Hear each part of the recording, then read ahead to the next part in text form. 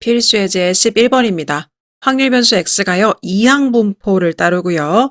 그 다음에 확률 변수 x가 24보다 작거나 같을 때는요, 확률값이 0.5라고 합니다. 오른쪽 표준 정규분포 표를 이용하여 확률 변수 x가 10a보다 작거나 같을 때 확률을 구하시오 라는 문제가 되겠습니다. 여러분, 이 문제는요, 이항분포 72,a분의 1을 따르는 문제입니다. 그럼 여기서 이 앞에 써져 있는 값이 n이고 뒤에 써져 있는 값이 p였던 거죠. 그러면 이 지금 시행의 횟수가요, 72회라는 거예요. 이항분포를 따르지만 시행의 횟수가 30회 이상이면 이항분포도 어떤 것을 따른다고 배웠죠? 그쵸. 정규분포를 따른다라는 것을 우리가 개념을 통해서 배웠습니다. 그럼 우리는요, 이 b 72,a분의 1을요, 정규분포로 바꿔서 사용을 해볼 수가 있다는 거예요. 따라서 이항분포 n, p를요, 정규분포인 np, npq로 바꿔보도록 할 텐데요. 이러기 위해서는요, 일단 p의 값을 알아야 되겠습니다. 지금 p의 값이 a분의 1이라서 모르는 값인데요. 이 p의 값을 구할 수 있도록 문제에 주어진 단서가요, 바로 이 단서입니다. 확률 변수 x가요, 24보다 작거나 같을 때 확률이 0.5다라는 것이 무엇을 의미할까요? 지금 시행의 횟수가 충분히 크기 때문에 이 이항분포는요, 정규분포 곡선과 같은 모양을 가질 거예요. 그런데 이 정규분포 곡선과 같은 모양에서요, 0.5라는 것을 의미하는 것은 이 전체 넓이가 1이기 때문에 정확하게 절반을 쪼갰을 때가 넓이가 0.5가 되겠죠.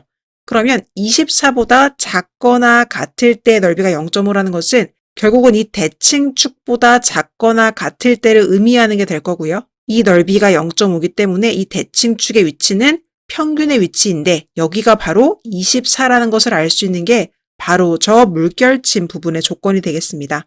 따라서 확률 변수 x가 24보다 작거나 같을 때 확률이 0.5다라는 것은 평균이 24라는 것을 간접적으로 알려준 사례가 되는 거겠죠. 따라서 우리는요, 평균의 값이 24라는 것을 알았습니다. 결국 이 평균은 이항분포에서 np의 곱으로도 구할 수가 있는데요. n의 값이 70이고요. p의 값이 a분의 1이기 때문에 우리는 72 곱하기 a분의 1이 24다라는 식을 통해서 a의 값이 3이라는 것을 알 수가 있겠습니다. a의 값이 3이라는 것을 알았다는 것은 결국 p의 값이 3분의 1이라는 것을 알게 된 거죠. 왜냐하면 p가 a분의 1이기 때문이에요. 그럼 p의 값이 3분의 1이라는 것은 결과적으로 q의 값은 3분의 2라는 것도 알게 된 거고요. 그러면 지금 우리가 n의 값도 알고요, p의 값도 알고 q의 값도 알기 때문에 이 정규분포의 값을 모두 다 알게 되었습니다. 그러면 정리해 보시면요, np의 값은요, 결국 평균인데 그건 24가 나왔고요. npq의 값은요, 24 곱하기 3분의 2가 되는 거겠죠. 자, 그럼 계산해 주시면 24, 여기가 약분되니까요, 16이다. 이렇게 구해볼 수가 있겠습니다. 따라서 평균은 24고요. 분산은 16이고요. 표준 편차는 4라는 것을 알 수가 있겠네요. 자, 여기까지가 지금 문제에서 준 모든 단서를 활용한 거고요. 실제적으로 지금부터 문제를 한번 풀어보도록 하겠습니다. 우리는 이 문제를 풀기 위해서는요, 이 부분을 풀어주셔야 하겠습니다. 따라서 이게 실제적인 오늘의 문제가 되겠는데요. 오늘의 문제를 다시 한 번 더 적어보면요. 확률 변수 x가 10a보다 작거나 같을 때래요. a의 값이 3이라는 걸 알았기 때문에 결국 30보다 작거나 같을 때의 확률 값을 구하시오. 이게 바로 오늘의 문제가 되는 거겠죠.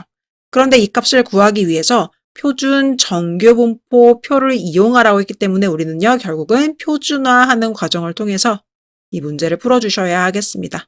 자, 여러분, 표준화하기 위해서는요, 확률 변수 x를 g로 바꿔주셔야 하는데요. 확률 변수 g로 바꾸는 방법은 확률 변수 x에서 평균을 빼주시고 표준 편차로 나눠주는 방법이었던 거죠. 따라서 우리는 이 과정을 통해서 오늘의 이 문제가 어떻게 바뀌게 되냐면 확률 변수 g는 작거나 같습니다. 30 마이너스 평균이에요, 여러분. 평균은 아까 24라는 거 구했죠. 따라서 24. 그 다음 이것을요, 표준 편차로 나눠주셔야 돼요. 표준 편차는 4입니다. 4. 요렇게 바꿔볼 수가 있겠습니다. 그래서 계산해 보시면요, 확률 변수 g가요, 이 위에가 지금 계산하면 6이 되니까요, 4분의 6이라서 2분의 3이 되고요. 이 표준 정규 분포표에는 소수로 나와 있기 때문에 소수로 똑같이 바꿔주시면 확률 변수 g는 1.5보다 작거나 같다가 되겠습니다. 그러면 제가 지금 표준 정규 분포 곡선 하나 그려 놓았는데요. 여기서 g가 1.5보다 작거나 같다를 표현해 본다면 0보다 오른쪽에 1.5를 이렇게 표시해 줄 수가 있겠죠. 그럼 1.5보다 작거나 같은 곳이기 때문에 결과적으로 넓이에는요. 1.5를 포함해서 이 전체 부분의 넓이를 구해 주셔야 되겠습니다. 그럼 이렇게 생겼을 때 일단 절반의 넓이는요. 바로 0.5로 가지고 갈 수가 있지요. 그래서 이 모양의 절반은요. 0.5라는 넓이를 갖고 있다. 이렇게 구해보면 되겠고요.